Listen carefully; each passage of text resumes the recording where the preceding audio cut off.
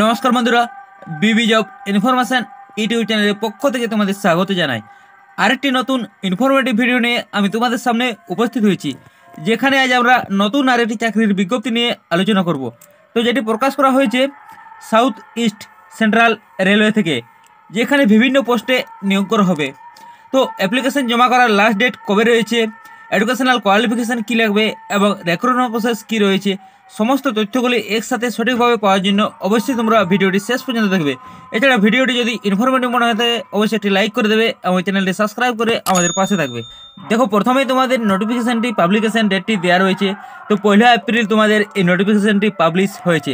তারপর দেখো বলা হয়েছে engagement of act apprentice under the apprentice act 1961 and apprenticeship rule 1992 in Nagpur division. তো তোমাদেরকে নাগপুর ডিভিশনে নিয়োগ করা হবে। তারপর দেখো বলা হয়েছে online application through the website. তো এই যে এই ওয়েবসাইটটি দেখছো, এই ওয়েবসাইটের মধ্যে তোমাদের অনলাইনে ফর্মটি ফিল আপ করতে হবে। তারপর তোমাদের বলা হয়েছে ফর্ম 5/4/2025 টু 4/5/2025। তো দেখো, তোমাদের ফর্ম ফিল আপ অলরেডি এপ্রিলের 5 তারিখ থেকে শুরু হয়ে গেছে। তো তোমরা অ্যাপ্লিকেশান করতে পারবে মের 4 তারিখ পর্যন্ত। তো যাদের ক্রাইটেরিয়ার মধ্যে ম্যাচ খাবে অবশ্যই তোমরা ফর্মটি ফিল আপ করে নেবে। দেখো, এখানে তোমাদের ভ্যাকেন্সিগুলি দেওয়া রয়েছে। দেখো, বাঁ দিকে তোমাদের ট্রেডগুলি দেওয়া রয়েছে। তো প্রথমে দেওয়া রয়েছে ফিটার, যেখানে ইউআরের জন্য মোট 26টি ভ্যাকেন্সি রয়েছে, এসসিদের জন্য 10টি ভ্যাকেন্সি রয়েছে, এসটিদের জন্য 5টি রয়েছে, ওবিসিদের জন্য 18টি রয়েছে, ইডাব্লিউএসের জন্য 7টি রয়েছে। দেখো, ফিটারে তোমাদের মোট ভ্যাকেন্সি রয়েছে 66। দেখো, তারপর তোমাদের বলা হয়েছে কার্পেন্টার, এবং দেখো তারপর বলা হয়েছে ওয়েল্ডার, কোপা, ইলেকট্রিশিয়ান। এভাবে তোমাদের ভ্যাকেন্সিগুলি দেওয়া রয়েছে, তোমরা দেখে নেবে। পরপর এভাবে ভ্যাকেন্সিগুলি দেওয়া রয়েছে। তো তোমাদের টোটাল ভ্যাকেন্সি রয়েছে 919টি। তো তোমাদের মোট 919টি পোস্টে নিয়োগ করা হবে। তো চলো এরপর দেখে নিয়ে যাও এলিজিবিলিটি ক্রাইটেরিয়াগুলি কী রয়েছে। তো দেখো, প্রথমে তোমাদের বলা হয়েছে এজ অন 5/4/2025। তো এপ্রিলের 5 তারিখ অনুযায়ী তোমাদের বয়স হতে হবে 15 থেকে 24 বছরের মধ্যে। এবং দেখো, তোমাদের বলা হয়েছে upper age relaxation for SC ST candidate it 5 years. তো দেখো, SC STর জন্য 5 বছরের এজ রিল্যাক্সেশন দিয়েছে। এবং দেখো, ফর OBC ক্যান্ডিডেট 3 ইয়ার্স, এবং ওবিসিদের জন্য 3 বছর দিয়েছে। তারপর দেখো, যারা PWBD তাদের জন্য দেওয়া রয়েছে, এবং এক্স সার্ভিসম্যান তাদের জন্য দেওয়া রয়েছে 10 বছর। তো দেখো, ক্যাটাগরি ওয়াইজ তোমাদের এজ রিল্যাক্সেশন দেওয়া রয়েছে। দেখো, তারপর এখানে তোমাদের বলা হয়েছে মিনিমাম এডুকেশনাল কোয়ালিফিকেশন।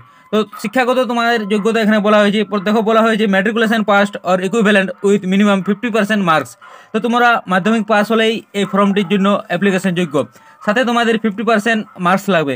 তারপর দেখো বলা হয়েছে ন্যাশনাল ট্রেড সার্টিফিকেট, অর্থাৎ ITI সার্টিফিকেট যদি তোমাদের থেকে থাকে অবশ্যই তোমরা ফর্মটি ফিল আপ করতে পারবে।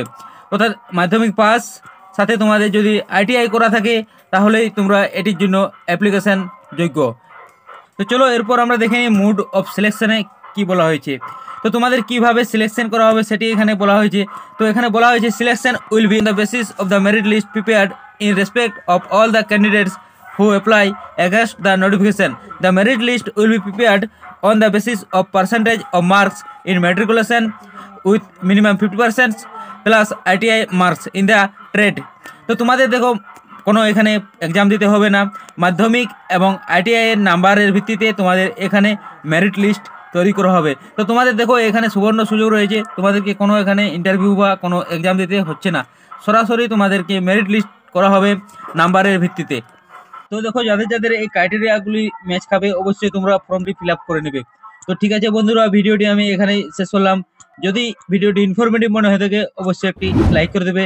এছাড়া রাজ্য এবং কেন্দ্র সরকারের সমস্ত রকমের চাকরির আপডেট পেতে হলে অবশ্যই তোমরা চ্যানেলটি সাবস্ক্রাইব করে আমাদের পাশে থাকবে।